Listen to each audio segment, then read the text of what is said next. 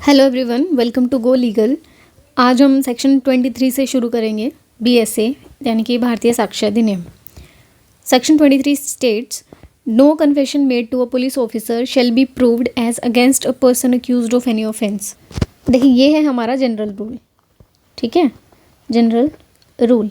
यहाँ से आपके प्री के तो बनते हैं क्वेश्चन, मेंस के भी बनते हैं।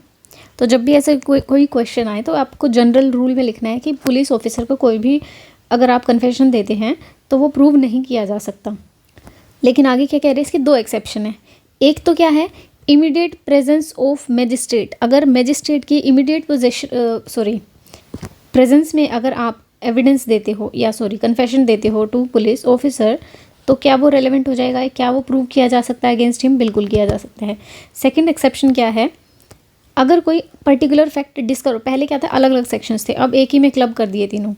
तो कह रहे हैं कि अगर एक फैक्ट जो है किसी एक्यूज्ड ने आपको बताया है, ठीक है, यानी कि कोई कन्फेशन जो है एक्यूज्ड ने किया है और उस कन्फेशन के ऊपर अगर कोई डिस्कवरी होती है तो वो रेलेवेंट हो जाएगा। कैसे?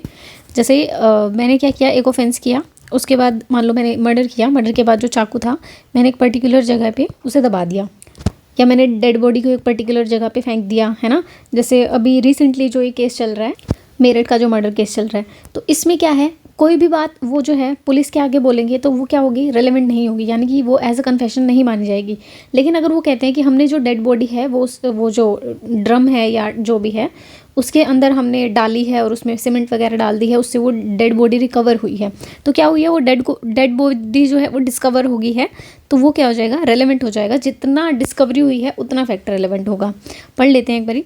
Provided that when any fact is disposed to as discovered in the consequence of the information received from the person accused person ने पुलिस ऑफिसर को इन्फॉर्मेशन दी, उस इंफॉर्मेशन के बेस पे कोई डिस्कवरी हुई है, वो उतना पार्ट जिससे डिस्कवरी हुई है बस वो रेलेवेंट हो जाएगा। In the case custody of the police officer, so much of the information, so much of the, ये बहुत इंपॉर्टेंट है और ये आपको एग्जाम में भी ऐसे लिख के आना है, उतनी ही information whether it amounts to a confession or not. तो ये कह रहे हैं कि ये नहीं है कि सिर्फ वो कन्फेशन ही हो, अदर स्टेटमेंट भी इसमें आ जाएगी, अदर स्टेटमेंट, ठीक है, as relate distinctly to the fact discovered may be prove. तो क्या क्या इंपॉर्टेंट है, एक तो एक्यूज्ड पर्सन जो इन्फॉर्मेशन दे रहा है, सेकेंडली जितनी इन्फॉर्मेशन दे रहा है उसके बेस पे जितनी डिस्कवरी हुई वो, थर्ड है कन्फेशन तो है ही है, साथ में अदर इन्फॉर्मेशन भी, यानी कि अदर जो स्टेटमेंट है वो भी। नेक्स्ट है हमारा सेक्शन 24। सेक्शन 24 बात करता है consideration of proved confession affecting the person making it or other jointly under trial for the same offence. आपको बस इतना याद रखना है, जॉइंट ट्रायल, इतना, ठीक है। मैं इसको आपको सिंपली बता देती हूँ क्या होता है। कोई अगर जॉइंट ट्रायल है, को एक्यूज्ड है, मान लो कोई दो बंदे या दो से ज़्यादा को एक्यूज्ड हैं, ठीक है, उनकी ट्रायल साथ चल रही है, तो अगर एक बंदा कोई कन्फेशन देता है, एक एक्यूज जो है कोई एक कन्फेशन देता है, तो वो दूसरे के अगेंस्ट में, ठीक है, यहाँ लिखा होगा वर्ड में, देखें में, शैल नहीं है, में है, ठीक है। तो कोर्ट जो है उसकी स्टेटमेंट को दूसरे के अगेंस्ट भी यूज़ कर सकता है। क्वेश्चन जो फंसता है वो कैसे फंसता है, या तो वो जॉइंट ट्रायल नहीं देंगे, वो जनरल दे देंगे, ठीक है, या वो इस एक्सप्लेनेशन सेकंड से क्वेश्चन दे देंगे। यानी कि एक जो पर्सन है ना, दो है मान लो, ठीक है, दो से ज़्यादा हो सकते हैं पर आप दो लेके चल रहे हैं, ए और बी। ए जो है वो गायब है, गायब मतलब एब्सकॉन्ड है, ठीक है, उसका कोई अता पता नहीं है, पर जो ए है उसकी ट्रायल चल रही है और इसे बुलाने पर भी ये नहीं आ रहा, ठीक है, तो ये माना जाएगा कि ये डीम्ड जॉइंट ट्रायल है, मतलब दोनों की जॉइंट ट्रायल है। और अगर ये कोई स्टेटमेंट देता है कि हाँ मैंने और बी ने कुछ ऐसा किया था, तो वो दोनों के अगेंस्ट ही प्रूव हो जाएगी।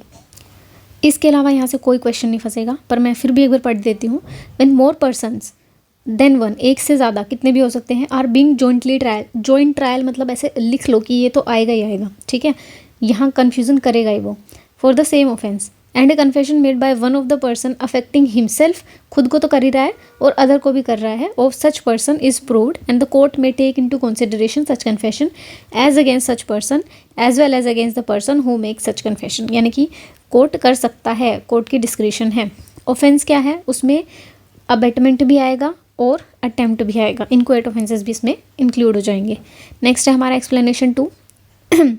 A trial of more person than one held in absence of accused who has absconded, जो भाग गया, गायब है, मिल नहीं रहा, और who fails to comply with the proclamation, वो प्रोक्लेमेशन को भी कंप्लाई नहीं कर रहा, भाई प्रोक्लेमेशन इशू की थी कि इतने टाइम में वापस आ जाओ, नहीं आ रहा है, तो under section 84 of BNSS shall deemed to be joint trial for the purpose of section। अब दोनों में डिफरेंस क्या है, यहाँ पे तो कोर्ट कंसिडरेशन में ले सकता है क्या, जो कन्फेशन वर्ड है वो, ठीक है, जो कन्फेशन उसने किया है। shall किस लिए यूज़ हुआ है कि दोनों की जो ट्रायल चल रही है वो जॉइंट ट्रायल होगी, सही है। नेक्स्ट है हमारा illustration, A and B are jointly tried for the murder of C, दोनों जॉइंटली ट्राइड लिख दिया, दिमाग में सीधा सेक्शन 24 आना चाहिए। It is prove that A said B and I murder C, A ने कन्फेस कर लिया, द कोर्ट में consider the effect of this confession as against the B, कर सकता है। A is on his trial for the murder of C, अच्छा एक second मैं आपका लूँगी, या 1 मिनट सॉरी, कि मैंने ये लिख दिए हैं, इंपॉर्टेंट वगैरह तो आप अपने बैराक में लिख लेना, पर ये मत लिखना कि ये किस इलस्ट्रेशन से, मतलब जैसे मैंने यहाँ लिख दिया कि इसे रेड विद करो इलस्ट्रेशन सेकंड के साथ, आप मत लिखना, ठीक है, या इलस्ट्रेशन के साथ रीड करना, यहाँ इलस्ट्रेशन सेकंड के साथ रीड करना, आप मत लिखना। आप जब इलस्ट्रेशन पढ़ो तो आप खुद अप्लाई करके देखना कि यहाँ ये किस सेक्शन के किस पार्ट से ये इलस्ट्रेशन रिलेट कर रही है, सही है। इससे ये समझ आएगा कि कितना तुम्हें समझ आ रही है चीज़ें, कितनी नहीं आ रही। A is on his trial for the murder of C. There is evidence to show that C was murdered by A and B and that B said A and I murder C. उसने बोल दिया। अब यहाँ पे कहीं भी लिखा है joint trial, on his trial, यानी कि उसकी अकेले की ट्रायल चल रही है। Statement may not be taken into consideration by the court against A as B is not being jointly tried। सही है, यहाँ से क्वेश्चन बनता है आपका। नेक्स्ट है हमारा section 25, admissions not conclusive proof but may stop. Admission, बस यहाँ से प्री का क्वेश्चन बनता है आपका कि जो एडमिशन है, मतलब मैं एडमिट कर रही हूँ कि हाँ मैंने ऐसा कुछ किया है, ठीक है, तो कन्फेशन और एडमिशन में क्या फ़र्क है। कन्फेशन जो होगा, मैं गिल्ट को मान रहा हूँ अपना, मैंने मर्डर किया है, मैं गिल्ट को एडमिट कर रही हूँ, तो वो हो गया कन्फेशन। एडमिशन क्या होगा, किसी एक पर्टिकुलर फैक्ट को एडमिट कर रही हूँ कि हाँ ऐसा हुआ था, ठीक है। Admissions are not conclusive proof नहीं है of the matter admitted, but they may operate as estoppel under the provision here is content, सही है। Statement by the person who can not be called as a witness, तो section 26 हमारा बात करता है cases in which statement of relevant fact by the person who is dead can not be found. ये जो section 32 हुआ करता है ना अपना, जिसे हम डाइंग डिक्लेरेशन के नाम से जानते थे, वो सेक्शन अब 26 हो गया। अच्छा, अब जो हमेशा गलती नए बच्चे ज़्यादा करते हैं, ठीक है, कि जैसे हमने क्या किया था, सेक्शन 32(1) जो है ना, वो सिर्फ डाइंग डिक्लेरेशन की बात करता है। हम क्या करते थे भाई, सेक्शन 32 है तो ये हमारा डाइंग डिक्लेरेशन होगा, ऐसा नहीं है। जैसे सेक्शन 26 है तो इसका जो ए पार्ट है ना, सिर्फ ये है डाइंग डिक्लेरेशन, सही है। कैसे है वो मैं बताती हूँ आपको। पहले सेक्शन 26 क्या बोल रहा है, स्टेटमेंट रिटन और verbal of the relevant fact made by a person who is dead. कौन कर रहा है, या तो वो डेड है, या वो मिल नहीं रहा है, या इनकेपेबल है ऑफ गिविंग एविडेंस, या whose attendance can not be procured without an amount of delay or expense which under the circumstances of the case appear to the court unreasonable है, are themselves relevant in the following cases, namely क्या क्या। Number 1, when the statement is made by the person as to the cause of his death, ये हमारी dying declaration है। Dying declaration in normal words अगर मैं बताऊँ आपको क्या होती है, एक पर्सन है कोई भी, मान लो ए है, वो बताता है अपनी डेथ के बारे में, या मतलब कॉज ऑफ डेथ लिख दो इसे, कॉज ऑफ डेथ, ठीक है, या फिर सर्कमस्टेंसेस जिसमें उसकी डेथ कॉज हुई थी, उन दोनों के बारे में जो भी स्टेटमेंट बोलता है बिफोर ही डाइज, ठीक है, तो वो क्या होती है हमारी डाइंग डिक्लेरेशन। कुछ एडिशनल फैक्ट्स है जो मैं आपको बता देती हूँ। वैसे मैं जब मेंस के क्वेश्चन करवाऊंगी तो उसमें मैं सारे मतलब जो रेलेवेंट फैक्ट्स होंगे, इंपॉर्टेंट चीज़ें होंगी, वो उसी में डाल दूँगी, सही है, क्योंकि प्री में पूछे नहीं जाते और मेंस के क्वेश्चन हम अच्छे से लिखेंगी। फिर मैं एडिशनल फैक्ट्स बता देती हूँ। जैसे डाइंग डिक्लेरेशन है ना, जो ऐसा उसमें ज़रूरी नहीं है कि वो इमीडिएटली बिफोर द डेथ कोई स्टेटमेंट दे रहा है तो ही वो रेलेवेंट होगी, ठीक है। सेकेंडली, ऐसा भी नहीं है कि उसे एप्रीहेंशन ऑफ डेथ हो तभी वो मतलब तभी वो स्टेटमेंट दे रहा है तो ही वो रेलेवेंट होगी, ऐसा कुछ नहीं है इंडिया में, ठीक है। लेकिन इंग्लिश लॉ की बात करते हैं हम, तो वहाँ पे क्या है, इमीडिएटली बिफोर द डेथ अगर वो जो स्टेटमेंट दे रहा है तो वो रेलेवेंट होगी और उसे एप्रीहेंशन ऑफ डेथ भी होनी चाहिए, ठीक है। नेक्स्ट है, when the statement is made by the person as to the cause of his death or as any of the circumstances of the transaction which resulted in his death, या तो कहाँ गया, कॉज ऑफ हिज डेथ या circumstances. In case in which the cause of the person's death come into question, जहाँ पे person की death question में है कि इसकी डेथ हुई कैसे, such statement are relevant whether the person who made them was or was not at the time when they were made under the expectation of death, वो भले ही under the expectation of death ना हो, whatever may be the nature of the proceeding in which the cause of his death came into question. ये है हमारा dying declaration वाला topic. Next है हमारा सेक्शन बी, सब section B sorry, when the statement was made by such person in ordinary course of business, बस इतना याद रखना है। अब देखो ये जो स्टेटमेंट दी है ना, ये इसके साथ पढ़ना है हमेशा, ये वाली चीज़ें, यानी कि जितने भी सब सेक्शन पढ़ो उसमें लिख देना कि या तो वो मर चुका है, या कैन नॉट बी फाउंड, या फिर इनकेपेबल है, और या फिर एक्सपेंसिव है। ठीक है, ये साथ चलेंगे। ये मैं इसलिए बोल रही हूँ क्योंकि ऑर्डिनरी कोर्स ऑफ बिजनेस में हमने सेक्शन एक और पढ़ा था, वो हमने पढ़ा था सेक्शन 14, वहाँ भी मैंने लिखवाया था 26(2) के साथ इसे पढ़ना है। क्यों बोला ऐसा, जब वहाँ पे है सेक्शन 14 में वो कह रहे हैं कि ऑर्डिनरी कोर्स ऑफ बिजनेस में जो काम आप कर रहे हो, ठीक है, वो रेलेवेंट होगा। सही है, यहाँ पे कह रहा है वो बंदा तो मर चुका है, लेकिन उसने जो काम किया गया होगा ना, वो कंसीडर किया जाएगा। सही है, यानी वो रेलेवेंट होगा। And in particular when it consist of any entry memorandum made by him in book kept in ordinary course of business or in discharging of professional duty. ये कह रहा है या तो ऑर्डिनरी कोर्स ऑफ बिजनेस में करा हो उसने, ठीक है, या उसने कोई प्रोफेशनल ड्यूटी वो डिस्चार्ज कर रहा हो उसमें वो काम किया हो, और ऑफ एनी एक्नॉलेजमेंट रिटन और signed by him of the receipt of money, goods, security, property of any kind, or of document used in commerce, written or signed by him, of the date of the letter, other document usually dated, written or signed by him। तो हम क्या करते हैं, ordinary course of business पढ़ा, रट्टा मारा, ख़त्म नहीं। यहाँ देखो ऑर्डिनरी कोर्स ऑफ बिजनेस है, उसके साथ अगर वो प्रोफेशनल ड्यूटी डिस्चार्ज कर रहे हैं, फिर क्वेश्चन कहाँ से बनते हैं, जहाँ फंस रहे हैं हम, इस वाले पार्ट से। ठीक है, कि कोई एक्नॉलेजमेंट अगर उसने साइन कही है, लिखी है, पैसे रिसीव किए हैं, गुड्स रिसीव किए हैं या भेजे हैं, सिक्योरिटीज़, प्रॉपर्टी कुछ भी हो, या कोई डॉक्यूमेंट उसने साइन किया हो काम के टाइम पे, वो सारा भी क्योंकि ऑर्डिनरी कोर्स ऑफ बिजनेस का काम है तो वो रेलेवेंट होगा। नेक्स्ट है हमारा statement is against the pecuniary or proprietary interest of the person making it, or when if true it would have exposed him to a criminal proceeding or a suit for damages. इसकी एक बहुत अच्छी illustration है, जब मैं पढ़ूंगी वो बताऊंगी, पर इसको ऐसे समझो कि मैंने कोई स्टेटमेंट लिखी हुई है, ठीक है, और वो मेरे ही अगेंस्ट है, या वो स्टेटमेंट ऐसी है अगर वो एक्सपोज होती है, मतलब वो स्टेटमेंट बाहर आती है तो मैं एक्सपोज हो जाऊंगा कि मेरे पे कोई कार्रवाई हो सकती है, क्रिमिनल या सिविल, तो वो इम्पोर्टेंट हो जाएगी अंडर 26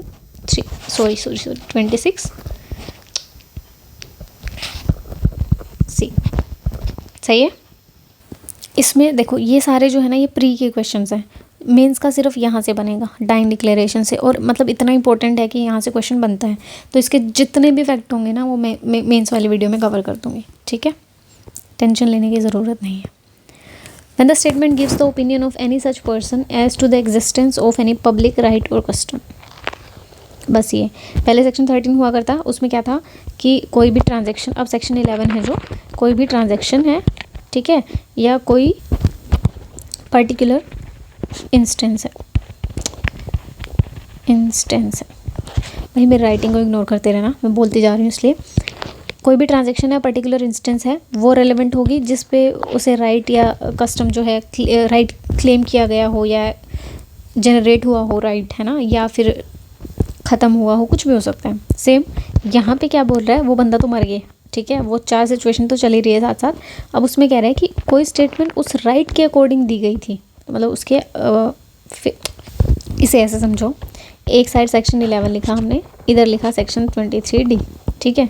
इसमें तो क्या है, जैसे कोई भी ट्रांजैक्शन है या फिर कोई भी लीगल राइट जो है वो जनरेट हुआ है, कहीं भी क्लेम किया गया है किसी पर्टिकुलर इंस्टेंस में, तो वो सारे रेलेवेंट होंगे, ये हमने पढ़ लिया।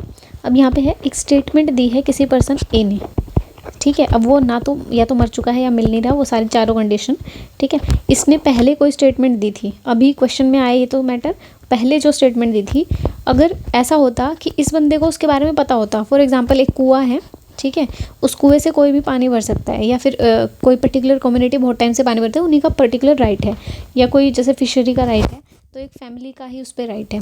तो इस कस्टम, ये जो ट्रांजेक्शन हुई होगी या जो कस्टम होगा या कोई भी लीगल राइट होगा, इस बंदे को उसके बारे में पता होगा क्योंकि वो रेजिडेंट है उस प्लेस का, या वो वहाँ का नेबर था या कुछ भी था, ठीक है। तो ये कह रहे हैं कि अगर उसने कोई ओपिनियन दिया होगा उसके बारे में तो वो रेलेवेंट हो जाएगा अंडर ये 26D। When the statement gives the opinion of any such person as to the existence of a public right or custom of matter of public or general interest, of the existence of which if it exists, he would have been likely to aware, उसे पता होता। And when such statement was made before any controversy, अब ये controversy तो अब हुई है, जब इसने statement दी थी उस टाइम पे वो अलग state of mind था या अलग situation थी, controversy से पहले, as to the right and custom in the matter has arisen। Next है हमारा E, when the statement relates to the existence of any relationship by blood, marriage, adoption between the person as to whose relationship by blood, marriage or adoption of the person making the statement has special means of knowledge। बस इतना याद रखना है, special means of knowledge, मुझे पता होगा। जैसे मेरे नेबर हैं, वो बहुत टाइम से मेरे साथ रह रहे हैं, तो मुझे पता होगा कि यार इनके घर ये आते जाते हैं, ये इसके हस्बैंड है, ये बच्चे हैं और ये, तो मुझे उसकी स्पेशल मीन्स ऑफ नॉलेज होगी किसी भी तरीके से, ठीक है। When the statement was made before the question dispute was raised, अब मैं तो बहुत सालों से रह रही हूँ ना, तो एक ही दम से तो मैं कोई ओपिनियन मतलब एस्टेब्लिश नहीं कर लूँगी, इसलिए when the statement relates to the existence of any relationship by blood, marriage or adoption between the person deceased, यहाँ पे है जिंदा लोगों के बारे में स्टेटमेंट दी है, यहाँ पे मर चुके हैं उनके बारे में, and is made in any will, deed or relating to the affair of the family to which such deceased person belong, in any family pedigree, upon the tombstone, family portrait, other thing on which such statement was usually made, when such statement was made before the question dispute was raised। बस यहाँ याद रखना है कि deceased person के regarding वो statement दी थी, in past दी थी, जब ये क्वेश्चन जो था कंट्रोवर्सी में नहीं था, तो उसकी स्टेटमेंट रेलेवेंट हो जाएगी। when the statement is contained in any deed, will or other document which relates to any transaction, अपन ने भी पढ़ा था 11 कि ए में जो ट्रांजेक्शन है उसकी बात हो रही है यहाँ पे।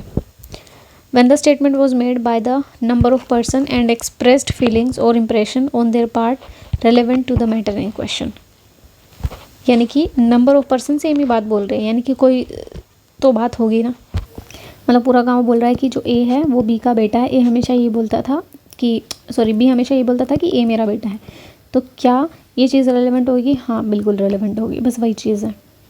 इलस्ट्रेशन सारी ही करनी है तो कर लेते हैं। ए क्या बोल रहा है? The question is whether A was murdered by B, A was murdered by B ने ए का मर्डर किया है, नहीं क्वेश्चन था। A dies of injuries received in the transaction in the course of which she was raped, the question is whether she was raped by B, or the question is whether A was killed by B under such circumstances that a suit would lie against B by as widow, statement made by A as to the cause of his death, बस इतना याद रखना है, his or her death, referring respectively to the murder, the rape and the actionable wrong under consideration are relevant. सही।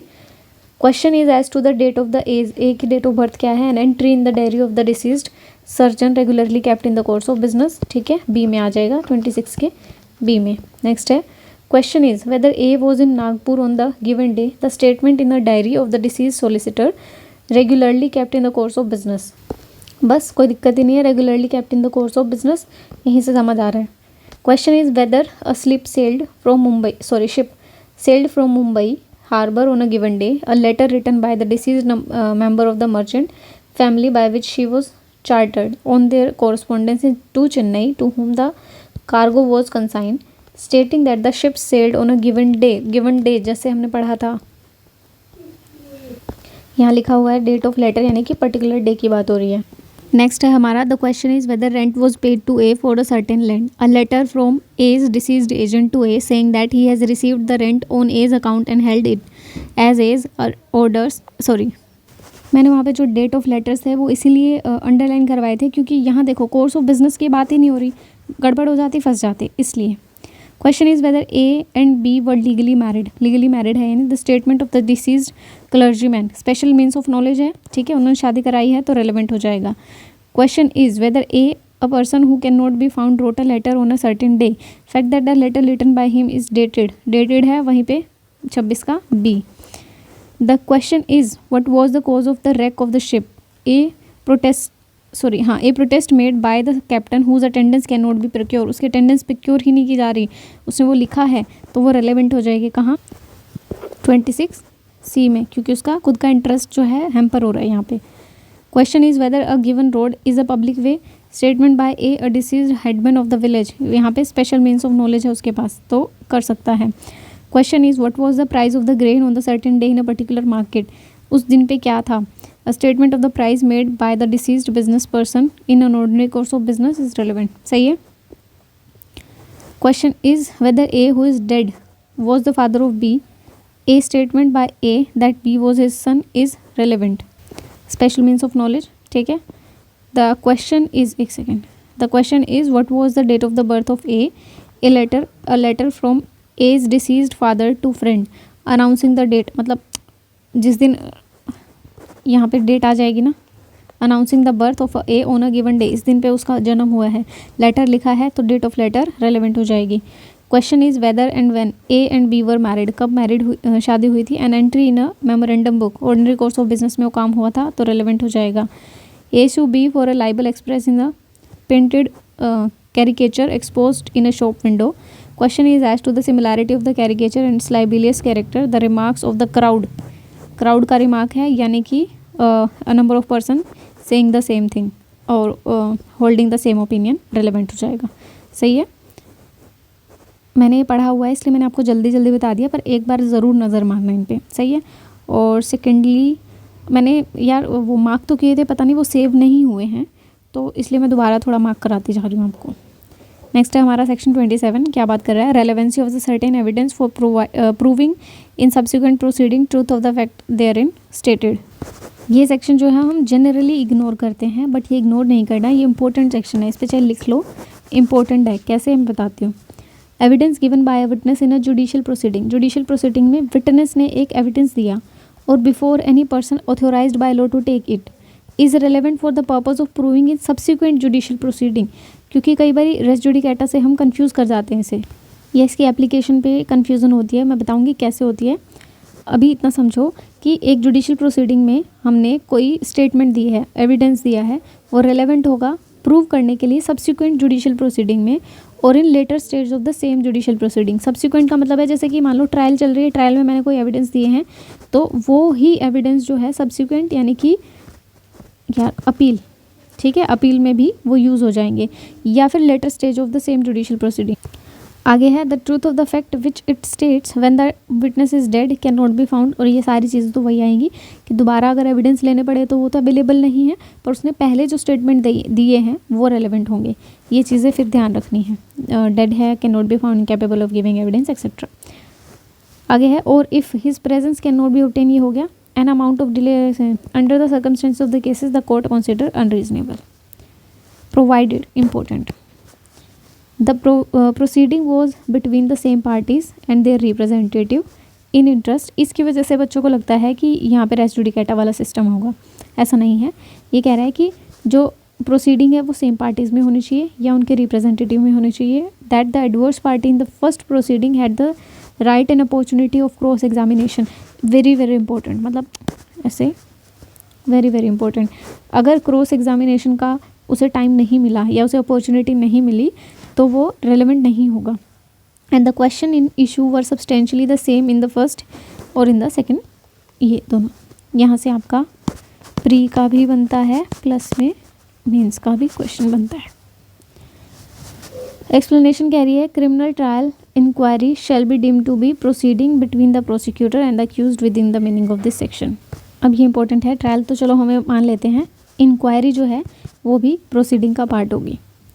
अब है statement made under the special circumstances, section 28। यहाँ से ये प्री के क्वेश्चन बनते हैं यार, मेंस के ज़्यादा बनते नहीं।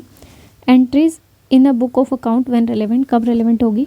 Entries in the book of account including those maintained in electronic form regularly kept in a course of business are relevant whenever they refers to a matter into the court has to inquire, but such statement shall not alone be sufficient evidence to charge any person with liability।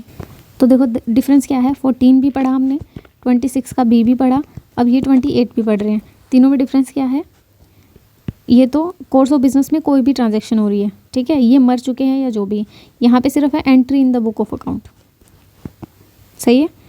अब देखो A sue B for 1000 rupees shows the entry in the account books showing B to be indebted to him to his amount to this amount, entries are relevant but are not sufficient without. अब ये कह रहे हैं but are not sufficient to charge any person with liability, कि sufficient नहीं है, क्या पता आप काटना भूल गए हो, उसने पैसे पेमेंट कर दी हो, तो रेलेवेंट है पर ओनली सोल एविडेंस नहीं है। नेक्स्ट है 29, relevancy of the entry in a public record or an electronic record made in the performance of a duty. ऊपर जो है वो बुक ऑफ अकाउंट की बात है, या फिर जनरल कोर्स ऑफ बिजनेस में कोई भी ऐसा काम कर रहा, ठीक है। यहाँ पे सारा ऑफिशियल वर्क की बात हो रही है, ठीक है, बस इतना याद रखना है। पब्लिक रिकॉर्ड और पब्लिक सर्वेंट जो है वो अपनी ड्यूटी डिस्चार्ज करते समय उन्हें मेंशन कर रहे हैं, ये उन्हें रिकॉर्ड कर रहे हैं। नेक्स्ट है हमारा relevancy of statement in map chart or plans, बस ये सेक्शन रेलेवेंट है, वो पढ़ लेना। The statement of the fact in issue relevant fact made in published maps or chart generally offered for the public sale, map plans made under the authority of the government, central government की authority में, state government की authority में, as the matter usually represented or stated in such map charts plans are themselves relevant. देखो इसमें presumption के question भी आएंगे कि प्रिज्यूम करना है, शेल प्रिज्यूम करना है, मे प्रिज्यूम करना है, तो शेल प्रिज्यूम करना है, बट वो आगे आएंगे, ठीक है, 80s की लाइन में। अभी सिर्फ रेलेवेंसी की बात हो रही है तो रेलेवेंट है, बस इतना याद रखना है। Relevancy of the statement as to the fact of public nature contain in certain acts और नोटिफिकेशन।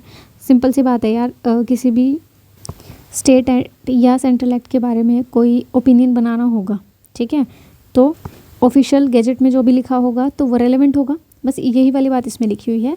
और जब हम प्रिजम्पशन की बात करेंगे तो इसके रिगार्डिंग भी शेल प्रिजम्पशन होगी, ठीक है, यानी कि रिबेटेबल प्रिजम्पशन ऑफ लॉ।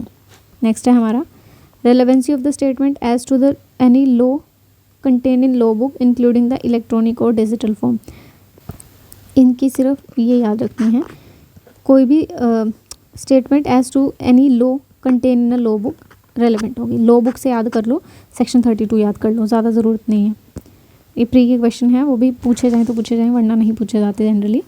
फिर आता है हमारा how much of the statement is to be proved, ये इंपॉर्टेंट है, पूछा जा सकता है प्री के पर्पज से ही। सही है। When any statement of which evidence for, इसका मैं क्रक्स बता देती हूँ क्या है। मान लो बहुत सारे वो हैं, एग्जाम्पल कोई CA है, ठीक है, तो वो कंपनी के सारे अकाउंट्स जो है उन्हें चेक करेगा, ठीक है, उसके अकॉर्डिंग जो है रिपोर्ट बनाएगा। मान लो कोर्ट में कोई केस है, ठीक है, तो सारे रिकॉर्ड्स तो उठा के नहीं लेके जाएंगे, वो पर्टिकुलर रिपोर्ट ही लेके जाएंगे, या फिर वो पर्टिकुलर पार्ट जहाँ पे गड़बड़ है सिर्फ वो कोर्ट को दिखाएंगे। तो वो कह रहे हैं बस इतना ही सफिशिएंट हो जाएगा, सारे रिकॉर्ड्स उठा के सारी चीज़ें उठा के लाने की ज़रूरत नहीं है। What evidence to be given when the statement form a part of conversation, document, electronic record, book और सीरीज ऑफ द लेटर और पेपर। तो इसमें यही लिखा हुआ है, बट मैं फिर भी पढ़ देती हूँ for your satisfaction.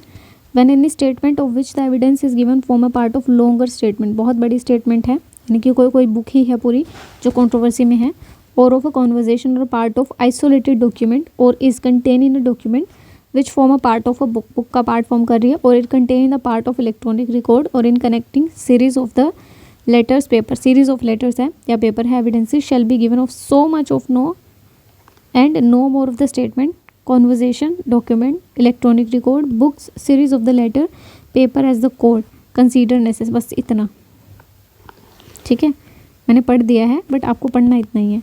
Consider necessary in particular case to full understanding of the nature and effect of the statement of the circumstances under which it was made. Next है हमारा, हम ये कर लेते हैं, जजमेंट वाला पोर्शन कर लेते हैं, बाकी नेक्स्ट वीडियो में ख़त्म कर देंगे। ये बोल रहे judgment of the court when relevant कब होगी। देखो इसमें जो चीज़ें याद करनी है बस मैं वो आपको बताती हूँ। Previous judgment relevant to bar the, ये इसे हम मिनी क्या बोलते हैं, मिनी रेस जुडिकेटा भी बोल देते हैं। इसमें ये कह रहे हैं कि प्रीवियस जजमेंट है वो रेलेवेंट होगी to bar the second suit और द ट्रायल। मतलब जैसे हम जब रेस जुडिकेटा पढ़ेंगे CPC में, तो क्या है, A और B पार्टी है या उनके रिप्रेजेंटेटिव है, उनके बीच में सूट है, सेम टाइटल है, सेम कोज ऑफ एक्शन है, सारी चीज़ सेम है। तो क्या है, एक सूट अगर डिस्पोज ऑफ हो गया है सेम कोज ऑफ एक्शन पे, तो second suit same title same cause of action पे नहीं लाया जा सकता। तो वो कह रहा है कि ये जो प्रीवियस जजमेंट होगी ना ये रेलेवेंट होगी, बस इतना बोला है इसने। जो पहले जजमेंट आई होगी वो रेलेवेंट होगी, कोई भी जजमेंट, ऑर्डर या डिक्री। 35 कह रहा है relevancy of certain judgment in probate etcetera, ये तो रेलेवेंसी की बात होगी। अब ये अदर प्रोसीडिंग्स मतलब अदर पर्टिकुलर मैटर है, 4 उन्हें आपको याद करना है, probate, matrimonial, admiralty and insolvency jurisdiction. इसे याद करने के लिए मैं ऐसे याद रखती हूँ आई मैप, ठीक है। आई मतलब इंसॉल्वेंसी, एम मतलब मैट्रिमोनियल, ए मतलब एडमिरलिटी, पी मतलब प्रोबेट, ठीक है। लाइन से नहीं याद रहे, एटलीस्ट याद तो रहेंगे मेंस के लिए। चलें, और फाइनल जजमेंट, फाइनल वर्ड याद रखना, ऑर्डर और decree of the competent court, important है, जो हाईलाइट कर रही हूँ इंपॉर्टेंट है। और ट्राइब्यूनल, ट्राइब्यूनल आई गेस पहले नहीं था, अब ऐड हुआ है, एक बार क्रॉस चेक कर लेना आप। In the exercise of the probate, matrimonial, admiralty and insolvency jurisdiction which confers upon or take away, confer करता है या टेक अवे करता है from any person any legal character, or which declare any person to be entitled to such character or to be entitled to any specific thing not as against any specific person but absolutely is relevant होगी, ठीक है। तो दूसरी statement कौन सी, पहली तो होगी previous judgement, race judicata के केस में रेलेवेंट होगी। सेकंड कह रहा है कि ये जो सारे केसेस हैं इसमें भी रेलेवेंट होगी जजमेंट, कि वो जो लीगल कैरेक्टर है वो एग्जिस्ट कर रहा है, ठीक है। मैंने बच्चा अडोप्ट किया था कोई भी, और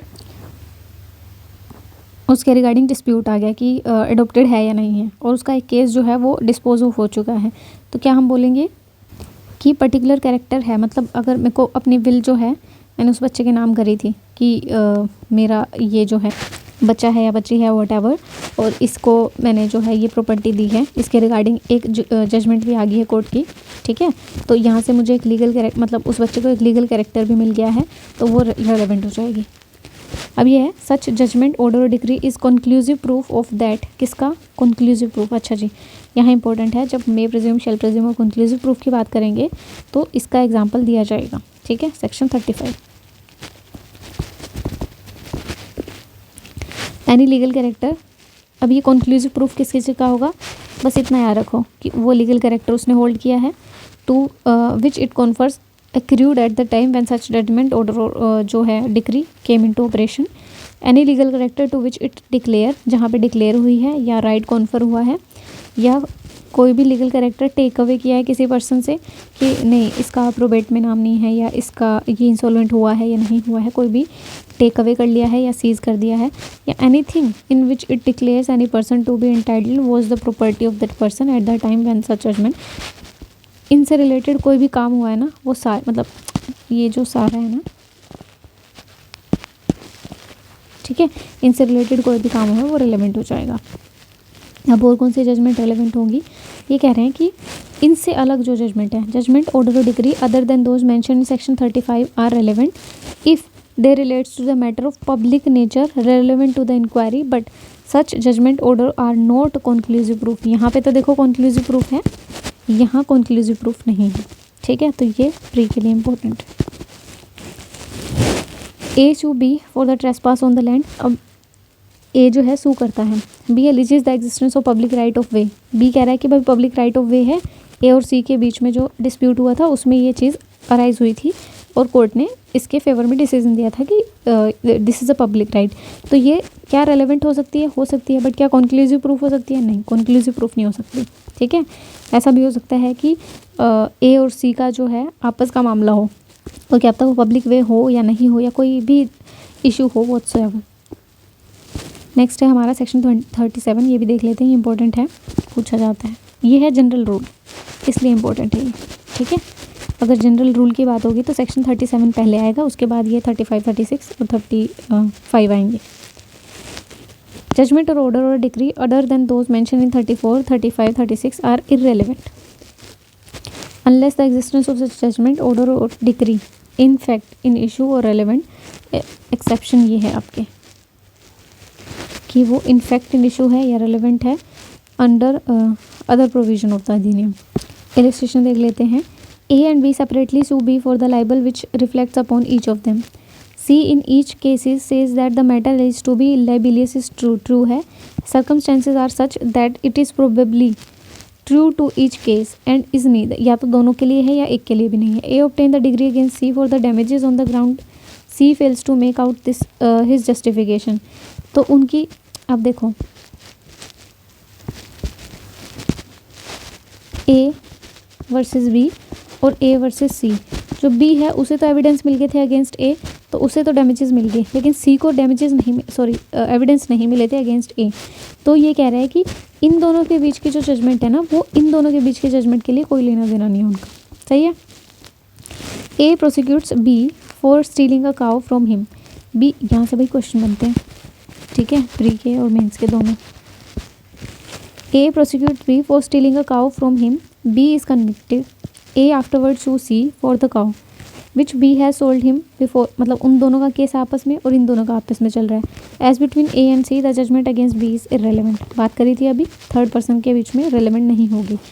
ए has obtain a decree for the possession of land against B, C B का बेटा है, murder A in consequence, the existence of judgment is relevant as showing the motive. अब यहाँ पे रेलेवेंट क्यों हुई है, क्योंकि एक तो ये बी इसका बेटा है, ठीक है, प्रॉपर्टी का मैटर है, तो क्या उनका मोटिव हो सकता है, बिल्कुल हो सकता है, यहाँ से पता चल रहा है।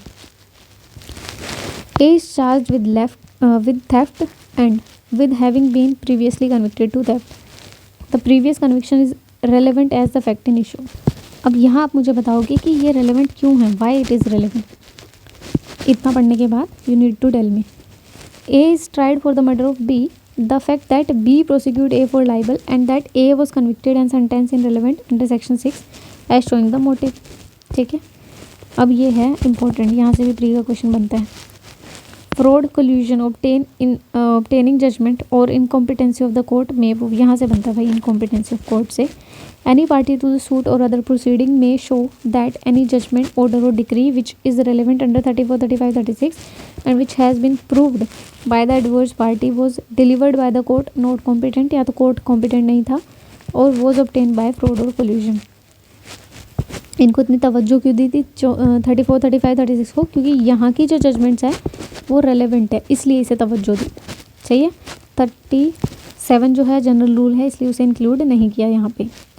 तो आज के लिए इतना ही, और 39 से फिर आगे नेक्स्ट वीडियो में करेंगे। हाँ, वीडियो थोड़ी लंबी हो रही है, इसलिए नहीं लंबी हो रही कि मेरी स्पीड कम है या कुछ भी, क्योंकि कुछ चीज़ें हैं जो हम या तो स्किप कर देते हैं, हम ध्यान नहीं देते, या कोई पढ़ाता नहीं है। तो मैं पढ़ रही हूँ तो मुझे लगा आपको भी पढ़ाना चाहिए, तो आपकी मर्ज़ी है, यू कैन स्किप और यू कैन वॉच।